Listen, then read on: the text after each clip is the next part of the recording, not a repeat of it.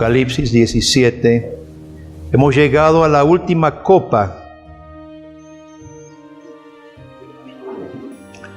Estamos con la última serie, trompetas, sellos, trompetas y copas.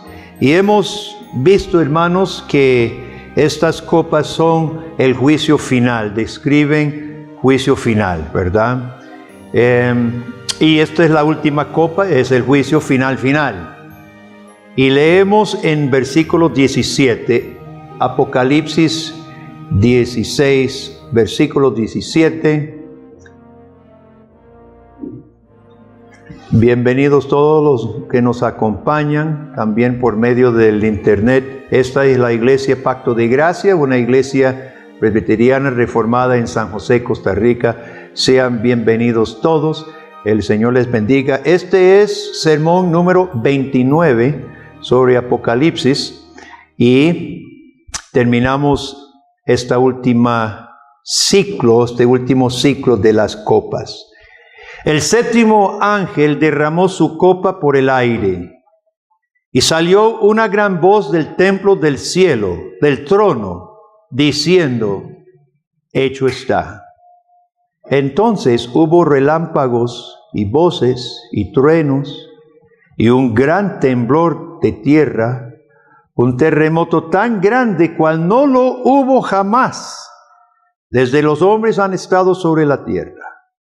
Y la gran ciudad fue dividida en 3 partes, y las ciudades de las naciones cayeron, y la gran Babilonia vino en memoria delante de Dios para darle el cáliz del vino del ardor de su ira. Y toda isla huyó, y los montes no fueron hallados, y cayó del cielo sobre los hombres un enorme granizo, como del peso de un talento. Y los hombres blasfemaron contra Dios por la plaga del granizo, porque su plaga fue sobremanera grande. Hemos tenido varias descripciones del juicio final y hemos llegado al clímax del juicio de Dios. Recuerden, hermanos, el contexto de este libro de Apocalipsis. ¿Cuál fue el contexto de este libro? ¿Qué estaba enfrentando la iglesia? Iba a enfrentar persecución. Recuerde lo que Jesús le dice a la iglesia de Esmirna en capítulo 2. Le dijo: no temas en nada lo que vas a padecer. He aquí, el diablo echará a alguno de vosotros en la cárcel para que seáis probados, y tendréis tribulación por 10 días. Sé fiel hasta la muerte, y yo te daré la corona de vida. La iglesia en Esmirna iba a enfrentar persecuciones y hasta muerte. ¿Sabe? Las pruebas, las tribulaciones, sacan lo que hay en el corazón. Cuando uno está bien, la vida es fácil, no sabe uno lo que está en el corazón del ser humano. Es cuando aprieta la vida que se evidencia lo que es usted. Pero lo que hay en el corazón, lo que sale en ese momento de aprieto, es lo que uno ha metido. Y si uno ha metido lo que el mundo da, lo que está en el corazón es egoísmo, egocentrismo, orgullo, porque creemos la mentira de la serpiente en el Edén: serás como Dios. Pero si lo que hay en el corazón es lo que Dios ha puesto, su palabra, su Hijo Jesucristo, su Santo Espíritu, sus promesas de victoria, eso en el momento del aprieto, de la apretazón de la vida, se manifestará. Queridos amigos, la iglesia hoy necesita más valor porque está muy distraída y tal vez está con un poco de miedo para dar la cara por Cristo tal como tenemos que hacerlo. Y más valor solo llegará a través de tener más temor de Dios y no del hombre. Y estos pasajes nos dirigen en esto. En estos versículos, hermanos, contemplamos el catástrofe final. Describe el fin del mundo. Toda la creación es deshecha en esta última copa. Versículo 17. Tenemos la terrible proclamación. Hecho está. Hecho está. La copa de iniquidad de la raza humana se había llenado. Hecho está. Juicio final. Ahora nada detendría el juicio de Dios. Nada. ¿De dónde sale la voz? ¿Se fijó en versículo 17? ¿De dónde sale la voz? Del templo en el cielo. En Apocalipsis, el cielo es el dominio de Dios, donde Dios permanece. El cielo es estable, el cielo es su soberano lugar. La tierra es donde operan hombres, pecadores, demonios, y donde está la iglesia mientras tanto. La voz sale del templo celestial. El decreto es inconmovible, es intocable, ni por los demonios, mucho menos por los hombres. Hecho está, el decreto de Dios, su soberanía, hará lo que Dios quiere. Tiemblen los malos. Hecho está. Dice que derrama la copa sobre el aire. El aire representa muchas veces, especialmente en el Nuevo Testamento, el medio donde se transportan los demonios. Pablo dice que nuestra lucha no es contra huestes espirituales, es contra huestes espirituales en las regiones celestes. Como los demonios son espíritus invisibles, se contempla que se mueven por el aire, ¿no? ¿Y dónde se derrama esta copa, hermano? Sobre el aire. La copa empieza sobre todo el dominio del maligno, y yo espero que a esta altura de estos mensajes de Apocalipsis, hermano, que nadie aún crea que el diablo pueda otorgar algún beneficio o protección, porque no es así. Versículo 18, tenemos una teofanía, tal como Ezequiel. Fíjese en versículo 18, relámpagos, voces y truenos y temblor. Como en Ezequiel cuando vio esa teofanía de Dios de voces y relámpagos y truenos y humo. Aquí la gloria de Dios se ha manifestado también, pero para juicio. Y como se partió la tierra, cuando en la historia de Israel, ¿quién se acuerda? En la historia de Israel, cuando la gloria de Dios partió la tierra en la rebelión de Coré, Datán y Abiram, ¿se acuerda? Y se abrió la tierra, y él y las familias que se habían rebelado junto con ellos descendieron al abismo. Así, hermanos, la gloria de Dios se ha manifestado, y un terremoto semejante al cual nunca ha habido. Aquí la tierra se remueve, la tierra se deshace y nada aguanta este terremoto. Versículo 19. En versículo 19 cae todo. Cae Babilonia junto con las otras naciones. Sabemos que Babilonia representa a Roma en el tiempo de Juan. Pero con Babilonia caen todas las naciones que se oponían al Cordero, y encontramos destrucción final y destrucción total. ¿Estamos apegados a los linos finos de Babilonia? Babilonia que va a caer. Estamos apegados a las mercancías, a sus diversiones, a sus fiestas y bailes. Los próximos 2 capítulos, 17 y 18, describirán la gran desilusión, la gran tristeza de todos los que buscaban su felicidad en ella. La Babilonia vino en memoria delante de Dios.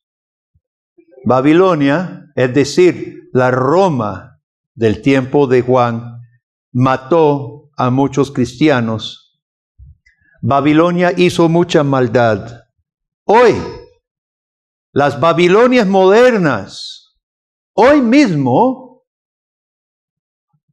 donde vivimos nosotros, la Babilonia moderna intenta corromper mientras mentes tiernas con mentiras dañinas y nocivas a través de sus escuelas, a través de los medios a su alcance. Algunas Babilonias ahora mismo en el occidente democrático, el occidente de libertad, entre comillas, ahora castigan a cristianos por solamente querer vivir su vida conforme simplemente a la palabra de Dios. Por ejemplo, cristianos que simplemente creen que Dios creó al hombre varón y hembra, son castigados por desear afirmar tan simple verdad. Pero hay un libro en el cielo en el cual todo lo malo se está apuntando.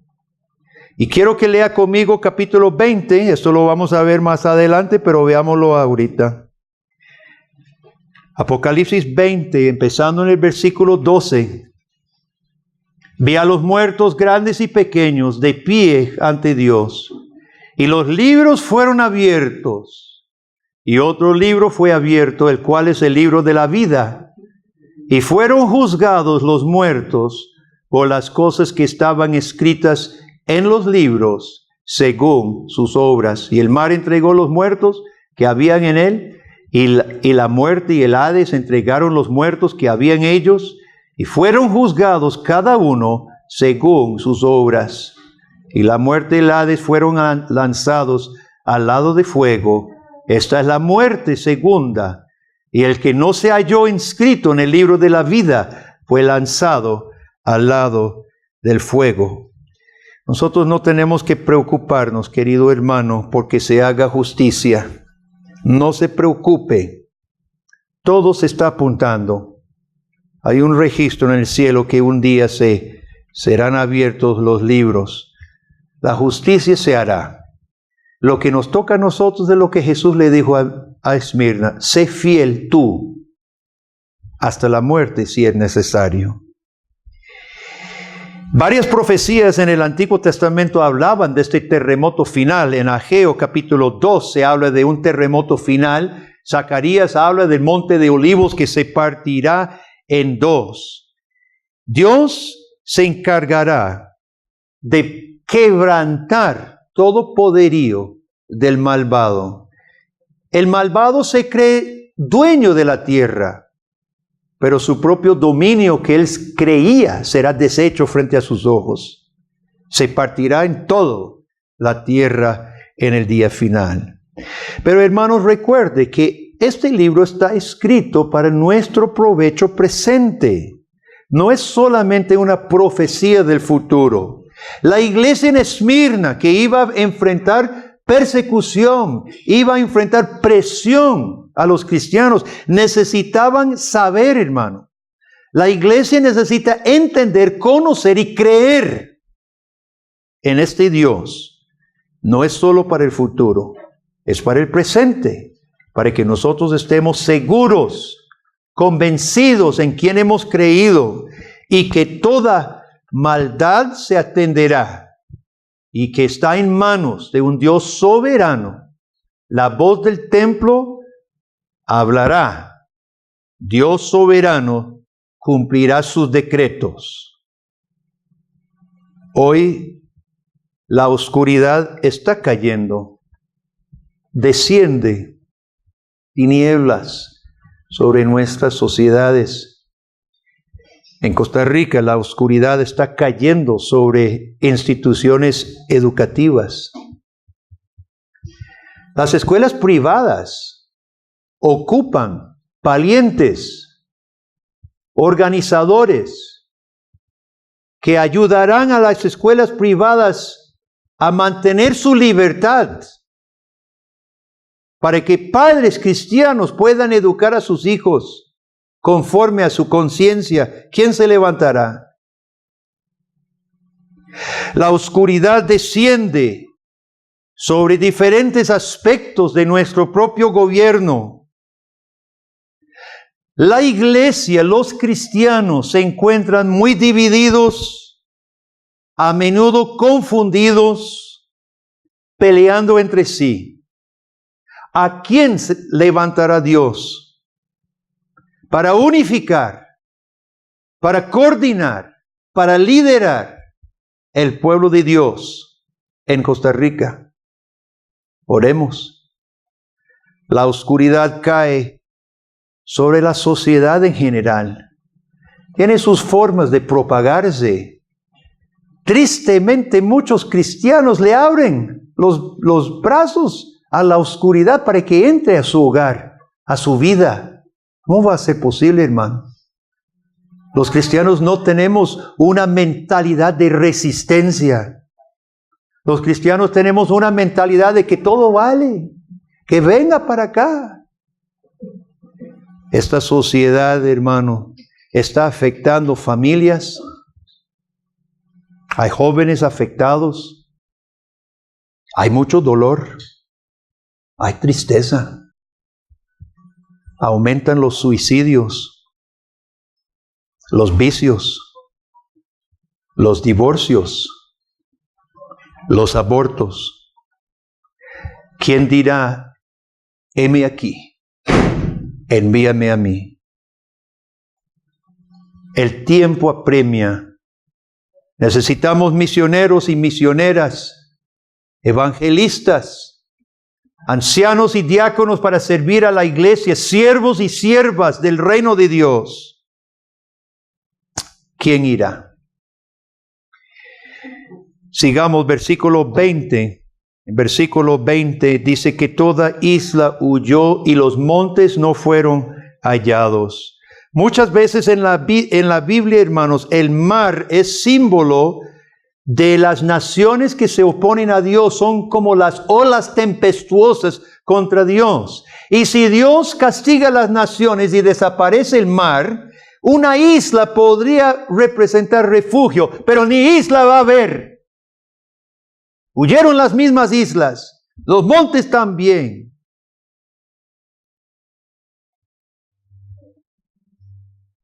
Tema y tiemble el impío, porque no habrá un solo rincón en este planeta donde esconderse de Dios. Y este anuncio, la iglesia no lo está haciendo con suficiente claridad. Versículo 21, la plaga de granizo. ¿Cuál plaga fue en Egipto? La plaga de granizo. ¿Qué número? ¿Número cuál? ¿Alguien quiere adivinar? La 7ª. En Éxodo capítulo 9. Me gustaría que después lo lea. Es interesante esa plaga, hermanos, porque Moisés y Aarón le advierte a Faraón, le dice, va a venir una tempestad, una tormenta de granizo, meta sus ganados y su gente, dígales que entren. Y dice que muchos en Egipto creyeron a Moisés, ya habían visto 6,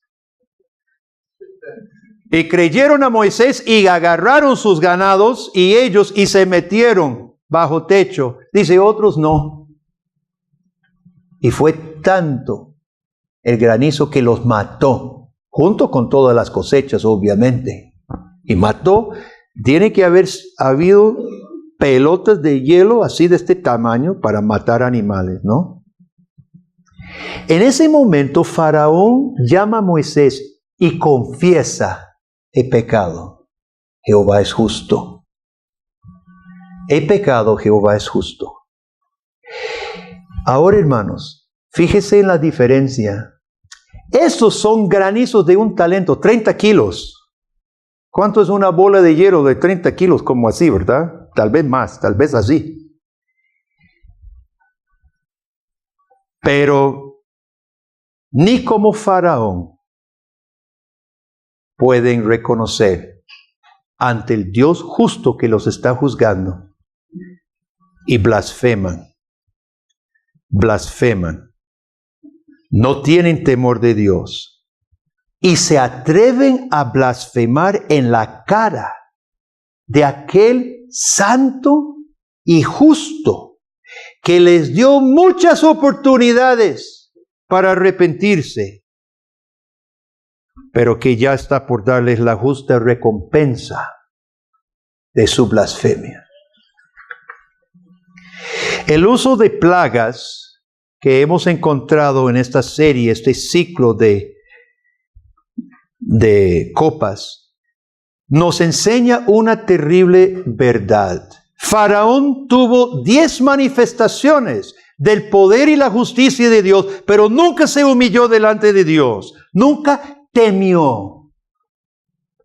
Dios dijo que levantó a aquel arrogante que no temía a Dios para mostrar en él su poder. Y así fue. Con cabeza erguida, después de 10 plagas, después de perder su propio hijo, arremete contra Israel. ¿Se acuerdan? En el Mar Rojo los persigue y entra a las aguas divididas con toda la arrogancia y prepotencia y caen las aguas encima mientras Faraón sigue blasfemando contra Jehová. Así es el corazón. Así es el corazón endurecido por el pecado. Hay otro ejemplo en la Biblia, un ejemplo contrario. Hay un momento en la Biblia en que Satanás está de acuerdo con Dios. ¿Alguien recuerda? ¿Cuándo Satanás le da la razón a Dios? Con Job. Muy bien, 100 puntos para Rebeca. Dios llama a sus siervos, incluyendo al diablo, porque es servidor de Dios, no voluntariamente, pero sirve a Dios. Y Dios convoca reunión de negocios y llama a Satanás y dice: ¿te has fijado en Job, mi siervo, que me teme? Y utiliza el término. Y Satanás dice: sí, yo sé que le teme, y también repite que sí es temeroso de Dios. Claro, Satanás lo tergiversa. Dice, le teme por interés, y ahí sigue todo el drama del libro de Job. Pero después de que Job enfrenta las 10 plagas, ¿verdad? Sus 10 plagas, casi su juicio, el juicio final, porque pierde hijos, pierde bienes, pierde la salud y pierde el apoyo de su esposa. Y eso es lo que dice la Biblia. Job se levantó, rasgó su manto, rasuró su cabeza, se postró en tierra y adoró. Y dijo: desnudo salí del vientre de mi madre, desnudo volveré allá. Jehová dio, Jehová quitó, sea el nombre de Jehová bendito. En todo esto no pecó Job, ni atribuyó a Dios despropósito alguno. Más adelante, después de que llegan sus amigos malos, consejeros malos, la salud de Job está totalmente quebrantada, llagas insoportables, hostigado por 3 amigos que le achacan todo esto. Dice: usted ha hecho algo, usted ha pecado, arrepiéntase, ¿qué fue? Y Job dice: no sé lo que está pasando. y atacado por sus amigos, asediado de salud, hace esta confesión. Esto es en medio del libro Job capítulo 19. Yo sé que mi Redentor vive y al fin se levantará sobre el polvo. Y después de deshecha esta mi piel, en mi carne he de ver a Dios. Creí en la resurrección, al cual veré por mí mismo, y mis ojos lo verán, no otro, aunque mi corazón desfallece dentro de mí. Job testifica, afirma, confiesa y confía en su Dios. ¿Qué actitud más diferente de humildad y confianza? Yo sé que todos los padres están procurando con mucho fervor leer el Antiguo Testamento ahora, como hemos hablado, a sus hijos. Y yo quiero repasar algunos ejemplos que espero que conozcan de lo que Dios piensa de aquellos que no le temen, de lo que Dios piensa de aquellos que desprecian a Él y la revelación de su palabra.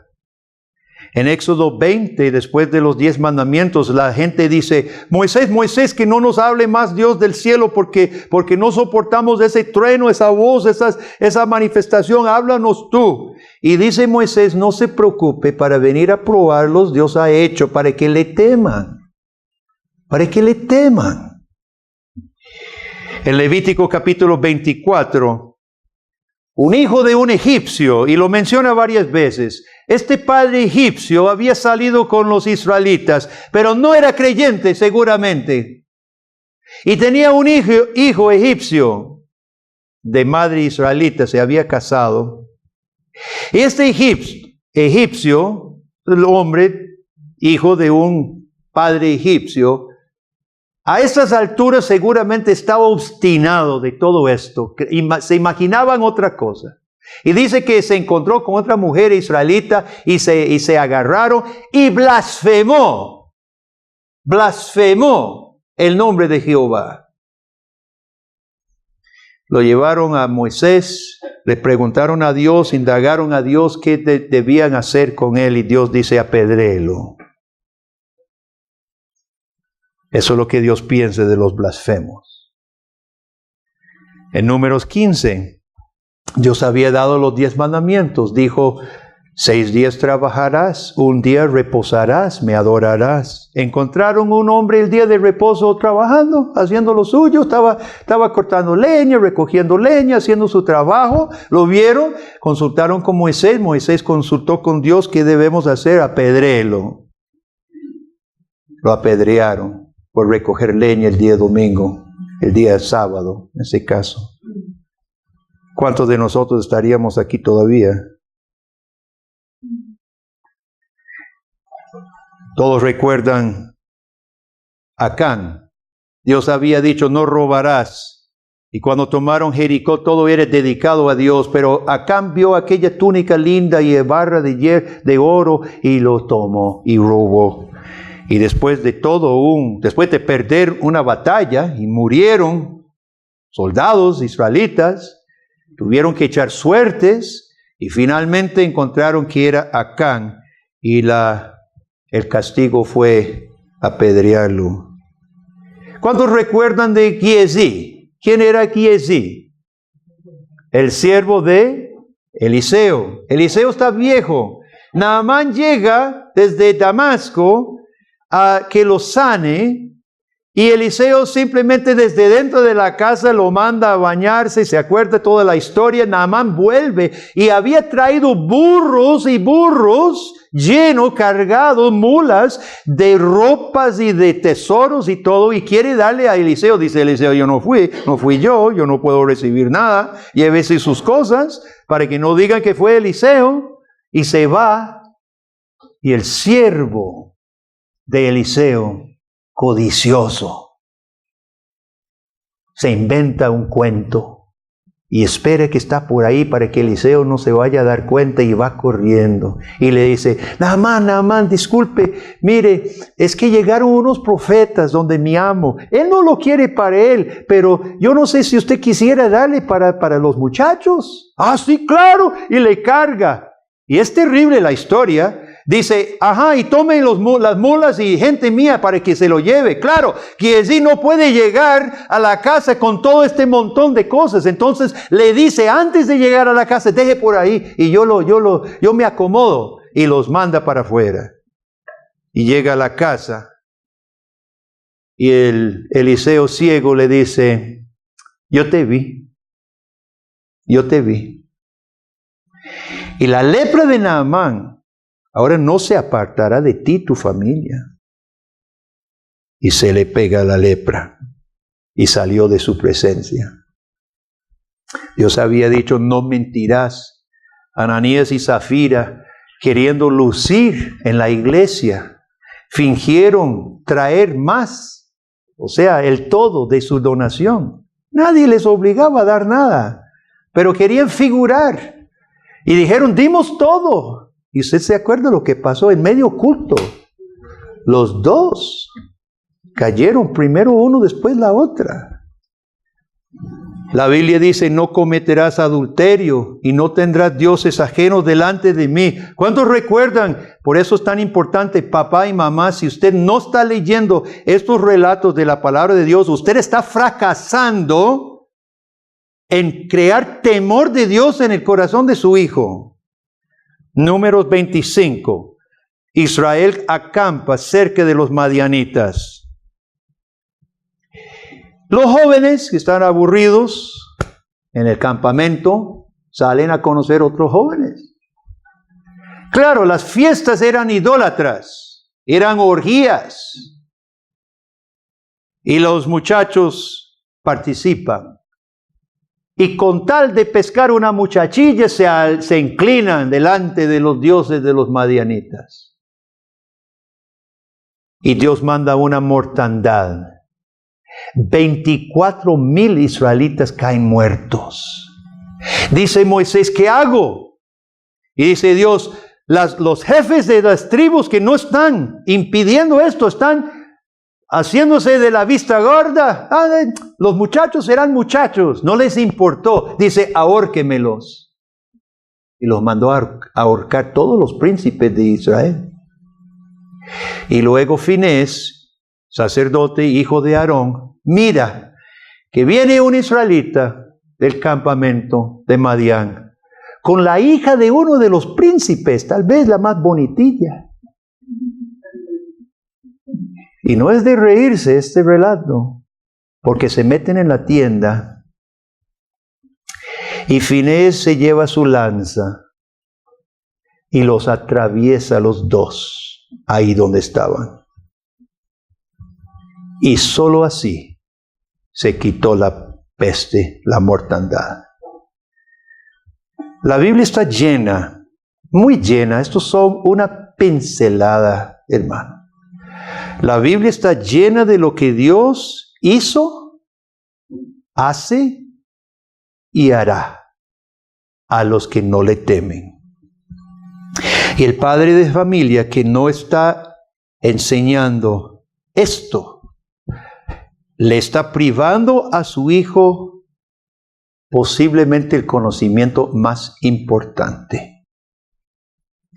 Nuestra tendencia es ignorar, es ocultar, es evitar la palabra de Dios para justificar nuestra propia falta de temor de Dios. Papá, mamá, quiero hablarle al corazón. ¿Será, pregunto como pastor, será que usted no le enseña a sus hijos estas cosas porque usted está ocultando algo en que usted no teme a Dios? Espero que así no sea. Pero me hago la pregunta terrible, me hago la pregunta muy triste y terrible. ¿Cuántos hijos de cristianos serán condenados al infierno en esta plaga final de granizo, blasfemando porque sus padres nunca les enseñaron el temor de Dios. Todos estos ejemplos de la palabra de Dios y este pasaje de Apocalipsis 16 es para que nos convirtamos de blasfemos de lo que éramos e idólatras, orgullosos, que nos convirtamos en siervos humildes del Señor Dios Todopoderoso.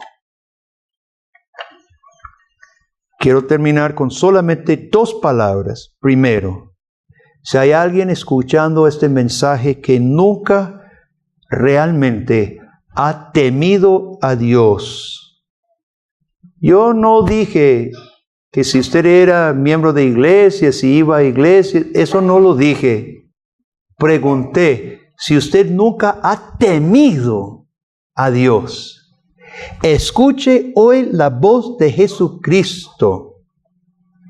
Jesucristo ha dicho: he venido, mi misión al mundo es para que tenga vida, para que no muera, para que no sea condenado, para que tenga vida en mí, vida verdadera, vida eterna, vida en abundancia.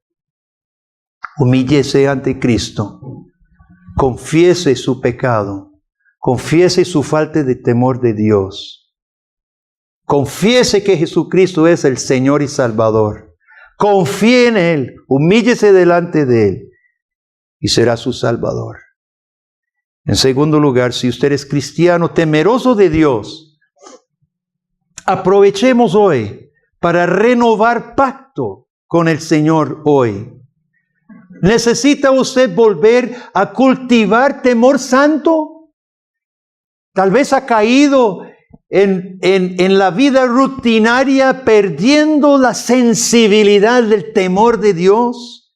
Pregunto, necesitamos en esta mañana, hermanos, volver a cultivar ese temor santo del Señor. Necesita leer más la palabra de Dios, porque conociendo la palabra de Dios es que conocemos a nuestro gran Dios. Y Dios infunde su temor, infunde esa sensibilidad a través de su palabra. Necesita más escuchar su palabra, estudiar su palabra, no faltar en las reuniones que hacemos los domingos.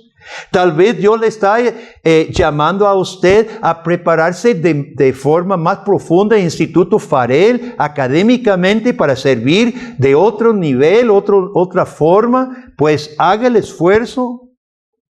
¿Cuáles áreas de nuestra vida personal, hermano? El hogar, el trabajo, mi persona. Necesito sentir y manifestar el temor de Dios de otra forma. Hermano, frente a este pasaje que nos declara el fin, nos declara un fin que para el impío es triste, es terrible. Frente a este pasaje, hermano, contemplemos por fe al Cordero, nuestro gran Salvador Jesucristo, fuente de agua viva, fuente de agua eterna, de vida eterna, fuente de toda bondad y gracia, y acerquémonos al trono de la gracia para hallar misericordia. Al corazón contrito y humillado no despreciarás tú, oh Señor. Amén. Oremos. Padre, hemos estudiado un pasaje duro, un pasaje temible, de juicio final y de blasfemos, que hasta el puro final no darán el brazo a torcer. Padre, no queremos eso ni para nosotros, ni para nuestros hijos, ni para ningún conocido que nosotros tenemos. Oramos, Señor, que tu Santo Espíritu sea el que suavice a nuestro corazón, a los nuestros, a los que nos rodean, y que tú nos puedas usar, oh Dios, también para advertir y rescatar a las personas de este juicio final. Gracias, Padre, porque tú nos has abierto todo lo que vas a hacer. No has ocultado nada. No, usted, oh Dios, no escondes ni ocultas lo que vas a hacer. Y sabemos que es por amor, que lo has hecho por tu gran misericordia, por tu gran amor. Dios, ahora obra en nosotros mucha humildad. Obra el temor de Dios en nuestro corazón y en nuestros hogares, oh Dios. Y que esta iglesia sea reconocida, Señor, como una congregación donde está el temor de Dios. En el nombre de Jesús lo pedimos. Amén.